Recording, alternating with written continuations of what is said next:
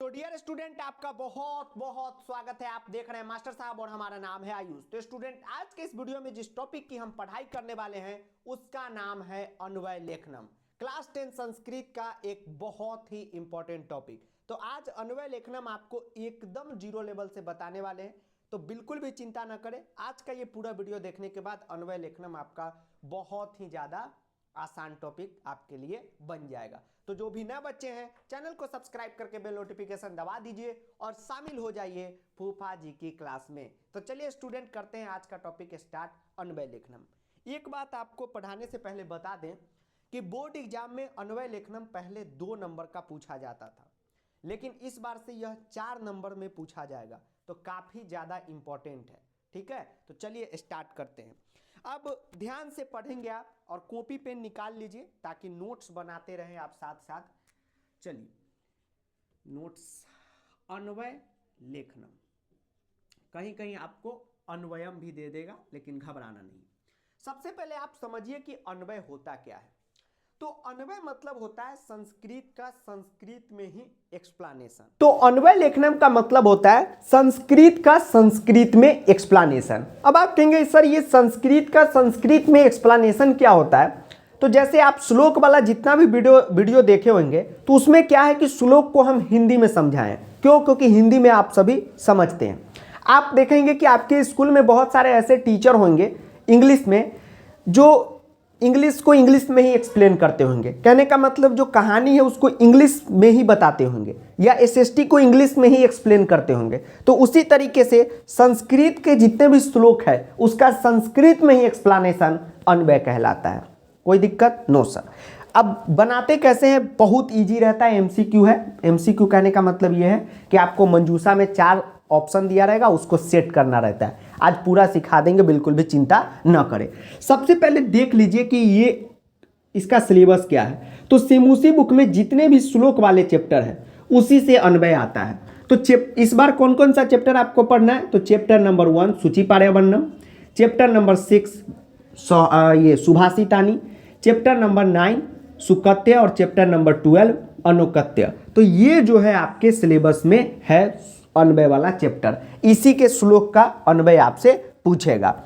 Chapter 12 इस बार नया add हुआ है, तो हो सकता है कि इससे पूछ ले। ऑफिशियल सैंपल पेपर में भी इसी से दिया था, लेकिन कोई कहा नहीं जा सकता है कि किस चैप्टर से पूछेगा। इसलिए हर चैप्टर से 2-3 प्रैक्टिस करके एक आप आइडिया बना लेंगे तो आपका अन्वय लेखनम बहुत अच्छे ढंग से हो जाएगा।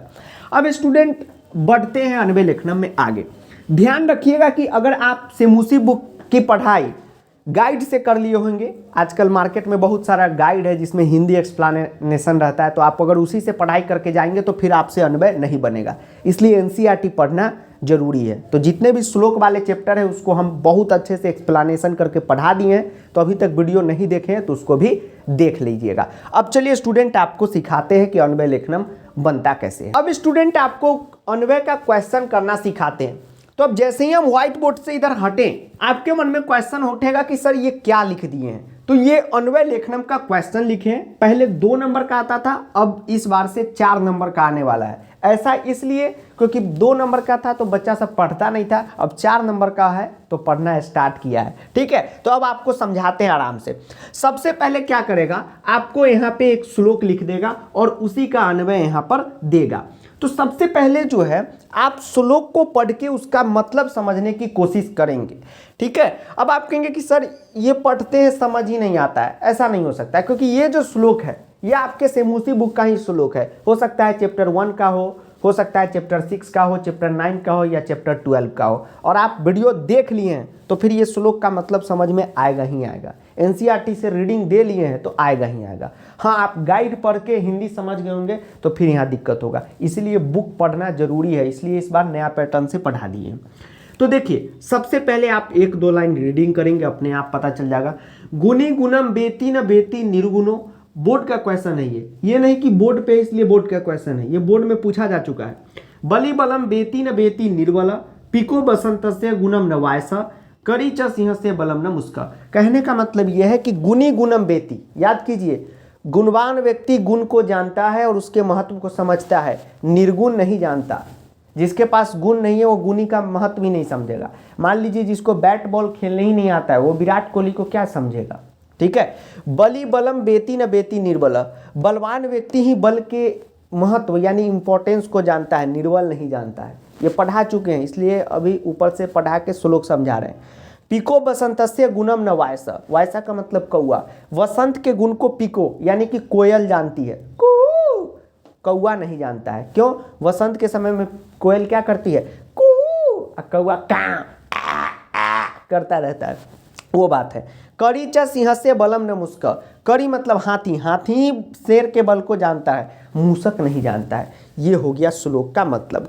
अब आपको क्या करना है सॉरी, अब आपको क्या करना है स्टूडेंट कि यहाँ पर आपको क्या करना है कि जो चीज़ यहाँ पर एक्सप्लेनेशन दिया रहेगा, देखिए यही श्लोक को ये तोड़ के समझाया है, संस्कृत में ही समझाया है, 4 मंजूषा आपको दिया है और इसी में से सेट करना है। अब शांति से आप क्या करेंगे वो आपको बताते हैं। सबसे पहले जो लाइन इसमें मिल रहा है उसको यहाँ पर क्रॉस कर दीजिए। जैसे गुनी गुणम तो ऐसे क्रॉस कर दीजिए, क्वेश्चन में आप पेंसिल से कर सकते हैं। निर्गुणम निर्गुणम निर्गुणम निर्गुणो इसको क्रॉस कर दीजिए। ठीक है, बली बलम बेती इसको क्रॉस कर दीजिए जो इसमें लिखा हुआ है, बलम न बेती, बलम न बेती, ये यहाँ पर क्रॉस हो गया। आप कहेंगे सर दोबारा बलम नहीं मिला, बलम एक बार हो चुका है तो हो गया। वसंतस्य गुणम पिक बेती, वसंतस्य गुणम न पिक, तो ये न नहीं काटेंगे, न बेती तो न भी काटिए, बेती नहीं है तो छोड़िए, वैसा बच गया। कर सिंहस्य बलम करी बेती, सिंहस्य बलम करी बेती नहीं है, छोड़ दीजिए, न है तो न यहाँ पर काट दीजिए। अब देख लीजिए अब आपका क्या बच गया। ये टेक्निक होता है। सबसे पहला स्टेप क्या है कि जो लाइन इसमें लिखा हुआ है, अभी बहुत अनबे कराएंगे, चिंता ना करें आप, जो लाइन इसमें लिखा हुआ है उस लाइन को पहले यहाँ पर क्या करना है, क्रॉस कर देना है। क्रॉस मतलब काट देना है। अब यहाँ पर क्या बचा, तो बेती बचा हुआ है, इसको ले लीजिए, निर्बल बचा हुआ है, वायसा बचा हुआ है और मुस्कह बचा हुआ है। देखिए यही ऑप्शन है, बेती वायसा मुस्का और निर्बला। तो सर यहाँ निर्बलम है तो उससे ज़्यादा आप चिंता न कीजिए, रिलेटेड तो यही चारों का है, मतलब यही चारों ऊपर बचा हुआ है। अब देखिए तो सबसे पहला स्टेप आपको क्या करना है स्टूडेंट कि आप क्या करेंगे, जितना भी चीज इसमें लिखा हुआ है, ठीक है, ये मंजूषा को छोड़ के उसको आप क्या करेंगे तो काट देंगे। जैसे हमने देखा गुनी गुणम तो ये हमने काटा, और जो बच गया उसको क्या करना है, ऐसे ऐसे गोल घेर देना है। अब एक बात जान लीजिए, इसके करने से आपको क्या फायदा मिलेगा, ये टेक्निक है, नया टेक्निक आपको बता रहे हैं। इसके करने से क्या फायदा मिलेगा कि हम स्टार्टिंग में क्या बताए कि संस्कृत का संस्कृत में एक्सप्लेनेशन आप देखते होंगे, आपके क्लास में बहुत ऐसे टीचर आते होंगे इंग्लिश के, तो इंग्लिश की जो कहानी है उसको हिंदी में नहीं समझाते होंगे, उसको संस्कृत में ही समझा देते होंगे। जैसे बुद्धि बलवती अपने दोनों पुत्रों के साथ, माफ कीजिएगा, बुद्धिमती अपने दोनों पुत्रों के साथ पिता के घर जा रही थी। इसी को अगर इंग्लिश में समझाना रहता तो हम समझाने का जो तरीका है उसको इंग्लिश में ही रखते। ठीक है कि Buddhimati going to father house along with 2 son, ठीक, या संस्कृत में ही समझाते तो अनवय वही है, संस्कृत का संस्कृत में मतलब। अब इसको क्रॉस कर लेने से क्या फायदा हुआ कि आप देखेंगे मुस्का मुस्का, वायसा वायसा, निर्बल निर्बलम, सर यहाँ विभक्ति चेंज है उससे कोई मतलब नहीं है, बेती बेती। अब देखिए मूसक यहाँ पे लास्ट में है तो एकदम निश्चित है कि इसमें भी स्टार्टिंग में अगर मूसक ऑप्शन है, यस सर है, तो स्टार्टिंग में मूसक कभी नहीं होगा। यही तो स्मार्टनेस है, बोलते हैं ना नंबर संस्कृत में हल्का स्मार्टनेस दिखाएंगे तो 10-15 नंबर यूं बढ़ जाएगा। ठीक है, तो यही स्मार्टनेस है। तो मूसक लास्ट में, तो देखिएगा आंसर मूसक लास्ट में ही होगा या सेकेंड लास्ट में होगा, स्टार्टिंग के 2 में ये नहीं होगा। ठीक, उसके बाद वायसा अंतिम पोजीशन पे है तो ये भी फर्स्ट में नहीं ही होगा। अब तो सर ये निर्बल सेकेंड पे, तो सर ये सेकेंड पे तो फर्स्ट में ही होगा, कोई गारंटी नहीं है। अब देखिए तो सर कैसे बनाएंगे। अब पहला हम अगर फिलअप करने जाते हैं शुरुआत में ही बिना ये प्रोसेस किए तो ये चारों ऑप्शन कहता भैया हम है, भैया हम है, तो आप कोई भी लेके यहाँ लिख देते कि नहीं। अब हमारे पास 2 ऑप्शन बच गया, यही दोनों में से कोई है। अब हम श्लोक पट के समझेंगे और बनाएंगे। गुनी का मतलब सर नॉलेजेबल आदमी, यानी कि जिसके पास नॉलेज हो। गुणम यानी गुण, नॉलेज। गुनी गुणम डैश यानी कि जो नॉलेज वाला आदमी है गुण को डैश निर्गुण गुणम न बेती, बेती का मतलब जानता है, निर्गुण व्यक्ति गुण को न जानता है, क्या बनेगा, गुणी व्यक्ति गुण को जानता है और निर्गुण नहीं जानता है। यस सर, तो यहाँ पे क्या बनेगा, जानता है, तो जानता है का क्या होता है, बेती, इसलिए पहले में भरा आ जाएगा बेती।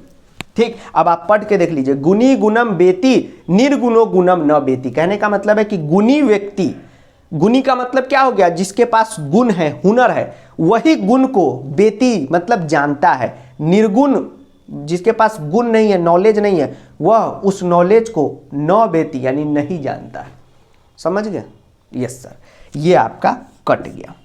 उसके बाद है बलि बलम बेती डैश बलम न बेती, बलि बलम बेती, ध्यान से पढ़िए, बलि बलम बेती, बलि का मतलब क्या हो गया, बलवान व्यक्ति, तो बलवान ही बलम, बलम का मतलब वो नहीं है भोजपुरी वाला, ये बलम नहीं है, बलम का मतलब हो गया बल, तो बलवान बल बेती जानता है, बलवान बल को जानता है, डैश बलम न बेती, तो यहां पर बलम न बेती का मतलब क्या हो गया, बलम मतलब बल, न मतलब न, और बेती मतलब जानता है, यानी डैश बल को नहीं जानता है, डैश बल को नहीं जानता है, तो यहां पर जो भी चीज भराएगा वही बल को नहीं जानता होगा, यहां पे जो भी चीज भराएगा वही बल को नहीं जानता होगा।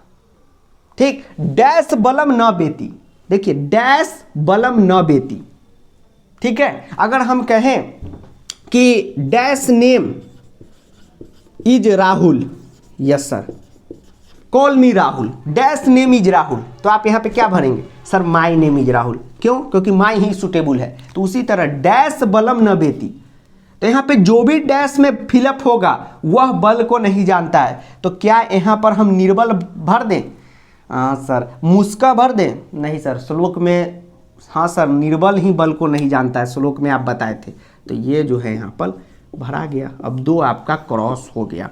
यस सर, अब देखिए वसंतस्य गुणम पिक बेती, वसंतस्य गुणम पिक बेती, वसंत के गुण को पिक यानी कि कोयल जानती है, यस सर, डैश न बेती, डैश नहीं जानता है, तो डैश नहीं जानता यानी कि डैश में जो भी आप भरेंगे वह बसंत के गुण को नहीं जानता होगा, तो कौन नहीं जानता था बसंत के गुण को श्लोक में, तो यही वायस यानी कि कौआ नहीं जानता था, तो वायस यहाँ पर सेट हो गया। उसके बाद है सिंहस्य बलम करी बेती, सिंहस्य बलम करी बेती यानी कि शेर के बल को, करी मतलब हाथी, बेती यानी जानता है, डैश न, ठीक है, डैश न बेती भी लिख सकता है या छोड़ भी सकता है, डैश न बेती लिख दीजिए, कभी क्वेश्चन में देगा कभी नहीं भी देगा, डैश न बेती यानी कौन नहीं जानता है, तो शेर के बल को हाथी जानता है, चूहा नहीं जानता है, तो ये हो गया मुस्का। तो इस बात से आपको कैसे बना पता चल गया होगा, अभी 2-3 और कराएंगे, चिंता ना करें। तो एक चीज ध्यान से रखिए कि श्लोक का इसमें ध्यान में रखना बहुत ज्यादा जरूरी है, यानी कि श्लोक को रटना, श्लोक अगर आपको हम दें तो उसको आप समझ पाएं कि ये क्या लिखा हुआ है। जैसे यहां पर आपने देखा श्लोक में क्या देखे थे, श्लोक में क्या, यहां पर भी आप देखेंगे कि वसंत की जब बात हो रही है, ये आंसर आपके सामने रहता है, इसमें अगर आप गलती कर देंगे तो फिर गड़बड़ हो जाएगा, और इसमें अगर एक गलत जगह सेट कर दिए तो सब गलत हो जाएगा और 4 नंबर आपका कट जाएगा। तो ये नहीं कि इसको समझ लेंगे कि 2 मिनट में ही बनाए, ठीक है, 2 मिनट में बन रहा है तो बन रहा नहीं, दीजिए 7-8 मिनट और आराम से सोचिए, क्योंकि मान लीजिए अगर हम उसका को यहाँ लिख देते तो बेती को यहाँ लिखते, वायसा को यहाँ लिखते, निर्बल को यहाँ लिखते, चारों का चारों गलत। तो ये स्मार्टनेस, यही तो स्मार्टनेस होता है कि स्मार्टनेस मतलब यहाँ पे हुआ कि पेशेंस रख के बनाना है, ये नहीं गए फटाफट बना दिए, ठीक है। हमारे इधर जो कहावत है, एक कहावत है हम लोगों के इधर कि भोजपुरी में हुलबुल्ली के बियाह आ कनपटिए में सिंदूर, कहने का मतलब ये होता है कि शादी इतनी हुलबुलाहट में हो गई कि सिंदूर मांग में भरने के बजाय यहीं पे लग गया, तो शादी हुई नहीं हुई, ठीक। तो ये करना है, हुलबुलाना नहीं है, यहाँ पे घबराना नहीं है, शांति से अटेम्प्ट करना है क्वेश्चन को, ठीक है। अब देखिए वसंत का जो गुण, बसंत की बात आई तो बसंत में 2 लोगों से रिलेटेड है, एक कोयल से और एक कौआ से। सर वायसा का मतलब याद नहीं रहेगा बोर्ड में, ठीक है, नहीं याद रहेगा तो क्या मतलब, क्या दिक्कत है, पिका वायसा इसका रिलेशन है, तो जरूर ये बसंत वाला लाइन में पिका है तो वायसा ही होगा। देखिए बलि बलम है, बलि और निर्बल का रिलेटेड है, तो देखिए बलि और निर्बल का यहाँ पे रिलेटेड हो गया। तो इस तरीके से आप बना लेंगे, 3 भी खोज लेंगे तो चौथा खुद सेट हो जाएगा। तो इसमें 4 में 4 स्कोर करना बहुत आसान है। ठीक, तो अभी 2-4 का और प्रैक्टिस कराते हैं और फिर आपका जय जय हो जाएगा। तो चलिए अब इसको रफ करके आगे का कराते हैं। तो यही टेक्निक से आप बनाएंगे। चलिए आगे बढ़ते हैं। अब चलिए स्टूडेंट हम लोग चलते हैं नेक्स्ट अन्वय का प्रैक्टिस करने। ठीक है, और यह जो अन्वय है यह है चैप्टर नंबर 7 यानी कि सौहार्दम प्रकृति शोभा जो चैप्टर है उसी से यह अन्वय हमने उठाया है। अब अन्वय क्या होता है यह धीरे धीरे आपके दिमाग में घुस रहा होगा। कोई भी दुनिया में काम होता है ना वो धीरे धीरे ही होता है, इसलिए तो गाना भी बना हुआ है कि धीरे धीरे से मेरी जिंदगी में आना, धीरे धीरे से तेरा हुआ, हौले हौले से तेरा हुआ। समझे? तो धीरे धीरे सब हो जाएगा। काकह कृष्णा पिकह कृष्णा, काकह कृष्णा पिकह कृष्णा। तो कृष्णा का मतलब यहाँ पे कृष्ण भगवान नहीं हुए, कृष्णा का मतलब हुआ काला। तो काकह कृष्णा मतलब कि कौआ काला है। कभी कभी काका के जगह वायसह लिख देगा तो उसका भी मतलब कौआ होता है। तो काकह कृष्णा मतलब कि कौआ काला, पिकह कृष्णा मतलब कि कोयल भी काली। को भेद पीक काकयो, को भेद पीक काकयो मतलब कि इन दोनों में, सर कैसे पता चला इन दोनों में? क्योंकि पीक काकयो मतलब कि कोयल और कौआ में क्या भेद है? वसंत समय प्राप्त है मतलब कि वसंत के समय हमें पता चलता है। काकह काकह बसंत के समय क्या होता है? काकह काकह मतलब कि कौआ कौआ रहता है, और पिकह पिकह मतलब कि कोयल क्या रहती है? कोयल रहती है। सर कैसे? कौआ को आप देखिएगा कि 12 महीने काय काय काय काय करता रहेगा, और कोयल बसंत के समय पे क्या करती है? कू कू, कोयल सी तेरी बोली कु कु कु कु कु कु। ठीक करती है कि नहीं करती है? तो वही वाला ये जो है श्लोक है। अब इसका अन्वय करना है।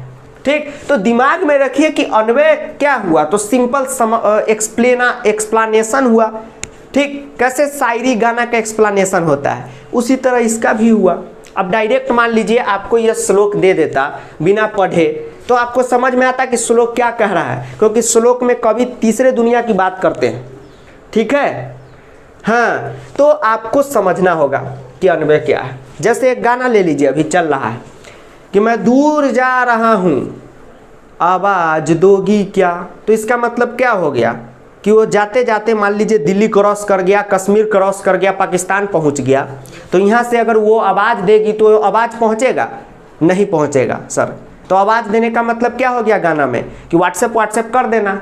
ठीक, तो इसका रियल मतलब समझना अन्वय कहलाएगा। समझे? चलिए अब हम लोग करते हैं स्टार्ट। काकह कृष्ण, काकह कृष्ण, और ये मंजूषा है। काकह कृष्ण मतलब कि कौआ काला, काकह कृष्ण मतलब कि कौआ काला। डैश कृष्ण, सर श्लोक में तो काकह भी कृष्ण था, अब पीकह भी कृष्ण था। सर यहाँ पे पीकह ही होगा, बिल्कुल सही। यहाँ पे क्या हो जाएगा? पीकह हो जाएगा। सर कैसे पता चला? बउआ कुछ भी नहीं है, एक बार श्लोक पढ़ के तो देखिए, सब आ जाएगा। काकह कृष्ण पिकह कृष्ण, काकह कृष्ण पिकह कृष्ण मतलब कौआ भी काला और कोयल भी काली।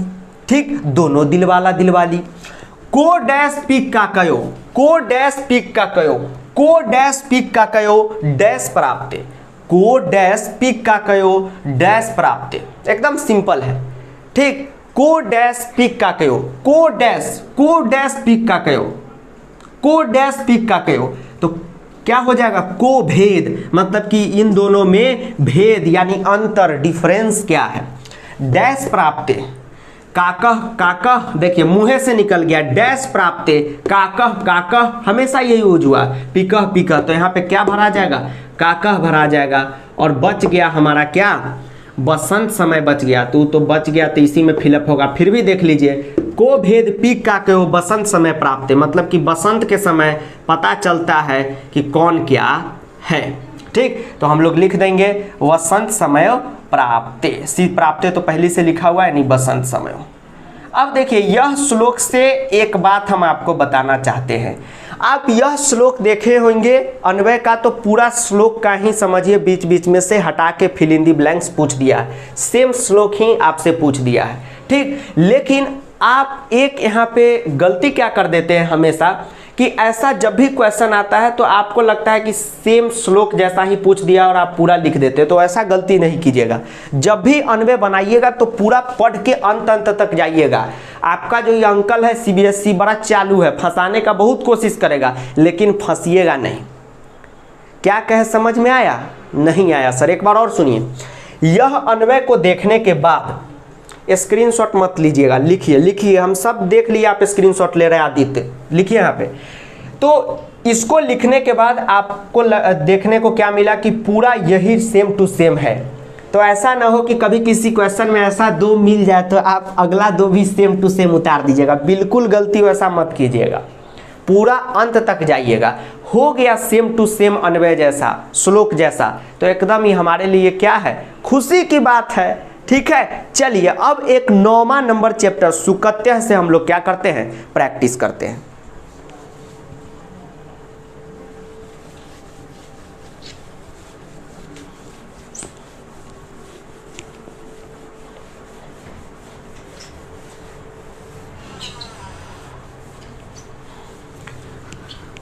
अब चलिए स्टूडेंट चलते हैं हम लोग एक और श्लोक का प्रैक्टिस करने। ठीक है, तो यही श्लोक है और इसका अन्वय आपको हमने दिया है। अब शांति से पहले यह डिसाइड कीजिए कि ये कौन से चैप्टर का है। तो यह है चैप्टर नंबर 9 यानी कि सुकत्य का श्लोक। श्लोक नंबर 1, पिता यक्षति पुत्राय बाल्ये विद्याधनम महता पितास्य किम तपस्तेपे इत्यु उक्ति सकृत्यगता।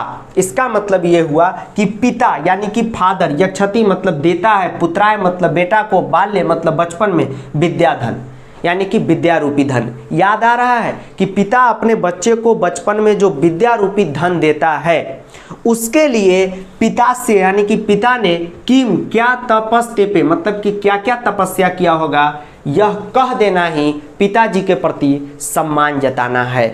ठीक है, समझ गए? यस सर समझ गए। अरे आप ही के पिताजी अभी आपको मोबाइल दे दिए हैं 10,000 का पढ़ने के लिए। ठीक, आप पढ़ भी रहे हैं, बहुत अच्छी बात है। 250 का महीना उसमें रिचार्ज करवा रहे हैं कि नहीं करवा रहे हैं? इसके लिए आपके पिताजी क्या क्या तपस्या करते होंगे, यह बस आप एक बार बोल ही दीजिएगा तो उनके प्रति आप क्या कर रहे हैं, सम्मान जता रहे हैं। ठीक है, और पढ़िए, बड़ा मेहनत से पिताजी कमा के आपको पढ़ा रहे हैं। ठीक है, चलिए पढ़ाई कीजिए। अब करते हैं इसका अन्वय। पिता डैश बाल्य महता, पिता डैश बाल्य महता, पिता डैश बाल्य महता, महता। अब कुछ बच्चे क्या करते हैं, यहाँ पे डायरेक्ट पुटअप कर देते हैं विद्याधन बाल्य महता। बिल्कुल नहीं, पिता डैश बाल्य महता, किसके बचपन में, तो पुत्र के बचपन में, पुत्राय यहाँ पे आपको फिलअप कर देना है।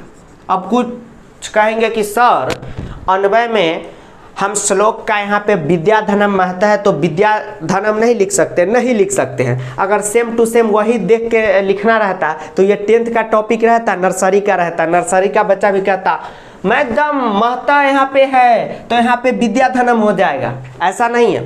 पिता पुत्राय बाल्य, किसके बचपन में, तो अपने बच्चा के बचपन में यानी कि पुत्राय बाल्य महता डैश यक्षति, डैश यक्षति, डैश यक्षति, डैश यक्षति। ठीक है, डैश यक्षति, यक्षति का मतलब देता है, तो डैश में क्या देता है, तो सर विद्याधन देता है, तो क्या फिलअप हो जाएगा, विद्याधनम फिलअप हो जाएगा। ठीक, आप धनम ऐसे लिखिए या अनुस्वार करके लिखिए, दोनों एक ही है। ऐसे लिख दीजिए या ऐसे लिख दीजिए, बात बराबर ही है। मंजूषा में जैसा दिया रहा है वैसा लिखिएगा, अच्छा रहेगा। अब एक बात यहाँ से सीखने को ये मिली कि कुछ जो है बच्चा सब पढ़ता लिखता नहीं है, ठीक, और गुमराह हो गया हुआ है कहीं से, मतलब कोई भी कुछ कह दिया हुआ है उसी को मान लिया है। एक बच्चा हमको मतलब कि मैसेज किया उल्टा पुल्टा लिख के, अबे ये साले कुछ कुछ कि वर्ड मीनिंग नहीं पढ़ना है, संस्कृत का वर्ड मीनिंग नहीं आएगा, तू गलत बता रहा है। अगर तुम देख रहा हो तो सुन लो, अगर यक्षति का मतलब ही नहीं पता रहेगा तो यहाँ पे कैसे पता चलेगा कि क्या भरना है। ठीक, तो एक बात सुन लो, जो बच्चा ऐसा कह रहा है कि फूफा जी जो बात कह दिए तो कह दिए, वर्ड मीनिंग याद करना जुलूली है, समझे। ठीक, और बाकी बात जो फूफा जी के बच्चे हो तो एकदम याद करके एकदम जबरदस्त हो गए हुए हैं। तो विद्याधनम यक्षति, विद्याधनम यक्षति यानी कि विद्याधन देता है। अस्य, अस्य यहाँ पे पुत्रस्य के लिए यूज हुआ है, मतलब कि अस्य जो है ये पुत्र के लिए यूज हुआ है। अस्य पिता, अब आप कहेंगे सर क्यों यूज हुआ है? कहने के लिए यूज हुआ है। जैसे मैं कहूँ कि तुम पढ़ते हो तो हम कहेंगे ना कि तुम, हम आदित्य या राहुल के लिए यूज किए हैं। तो उसी तरह अस्य पुत्रस्य, मतलब कि अस्य पुत्र के बारे में कहा जा रहा है कि पिता किम डैश तेपे, किम डैश तेपे, किम डैश तेपे, इसके लिए क्या करते हैं? तो किम तपस्तेपे, तपस्तेपे, तो यहाँ पे तपस्तेपे तपह, तो यहाँ पे सिर्फ तपह यहाँ पे लिखिए कि किम तपह तेपे इति डैश डैश तक कृतज्ञता, मतलब कि ये उक्ति ही अगर आप कहते हैं तो उस पिता के प्रति क्या है? आप सम्मान दिखा रहे हैं। हो गया, अन्वय बन गया। सीबीएसई सैंपल पेपर में 2021 वाला में अभी जो आप लोगों के लिए आया है उसमें यही छाप दिया, ठीक है, यही क्वेश्चन है। ठीक, बन तो गया कि पिता पुत्र को बचपन में क्या देता है? पुत्र को देता है, क्या देता है? तो विद्याधन। इसके लिए पिता कितना ज़्यादा तप करते हैं, आपके हमारे किसी के भी, यह उक्ति ही क्या है? तत्कृतज्ञता, मतलब कि उनके प्रति सम्मान जताना है। तो यही श्लोक के साथ आज का क्लास एंड करेंगे और एक बात कहेंगे, बउआ पढ़ाई लिखाई में मन लगाइए, ठीक है। किसी के पिताजी यहाँ पे ऑफिस में काम करते होंगे, किसी के पिताजी दुकान चलाते होंगे, देखते कितना रात तक चलाते रहते हैं, 9 बजे तक, 10 बजे तक, ताकि क्या हो, कुछ पैसे आए तो आपका ज़िंदगी अच्छा हो। ठीक, आप यहाँ पे मस्ती मत कीजिएगा, ठीक है, मोबाइल के साथ पढ़ाई कीजिएगा, ठीक, बहुत आगे बढ़िए, ठीक है। मेरा आशीर्वाद हमेशा आपके साथ है, ठीक है। तो मिलते हैं अगले क्लास में, तब तक के लिए जय हिंद, वंदे मातरम, आदाब, नमस्कार, सत श्री अकाल। और वीडियो को दोस्तों के साथ एक बार शेयर कीजिएगा, मोहल्ले वाले अंकल के साथ बार बार कीजिएगा ताकि वो छत पे से गिर जाएं। और धन्यवाद। कुछ बच्चे पूछ रहे होंगे सर किस मोहल्ले वाले अंकल के साथ? वही जो बॉल नहीं देते रहते हैं क्रिकेट का, उन्हीं को गिराइए छत पे से। एक बार हम लोग गिरा दिए थे, एक अंकल जी थे जो बॉलें नहीं देते थे, ठीक, तो उनको छत पे से गिरा दिए, ठीक है। चलिए धन्यवाद।